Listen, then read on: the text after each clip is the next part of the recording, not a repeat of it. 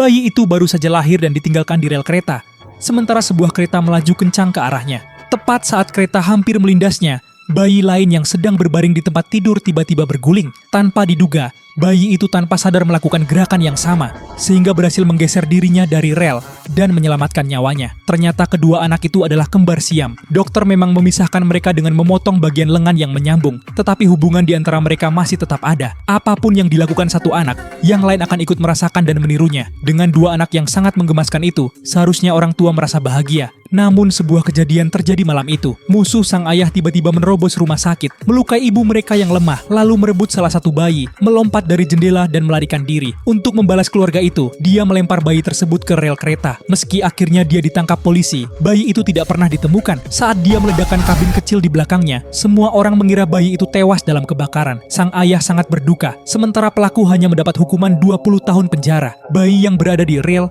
adalah si kakak. Dia kemudian diadopsi oleh seorang wanita di daerah kumuh. Meskipun hidup dalam kondisi sulit, setiap wanita di sana memperlakukannya seperti anak sendiri. Karena itu, dia tumbuh bahagia. Dia bahkan mengembangkan kemampuan bertarung, sehingga anak-anak lain tidak berani mengganggunya. Nasib adiknya justru sangat berbeda. Sejak kecil dia dibawa ke London oleh orang tua kaya. Dengan pendidikan yang baik, dia berhasil masuk universitas ternama.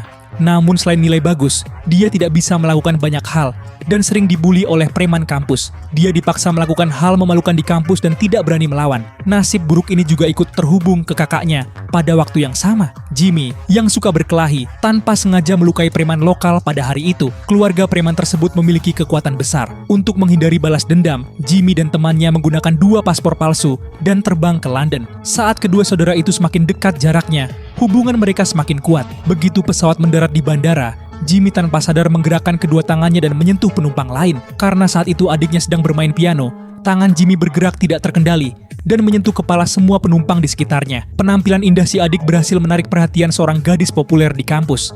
Namun ketika melihat keduanya semakin dekat, si pembuli menjadi iri. Dia langsung menyerang bagian bawah tubuh adiknya, dan hal itu membuat Jimmy di bandara ikut merasakan sakit yang luar biasa.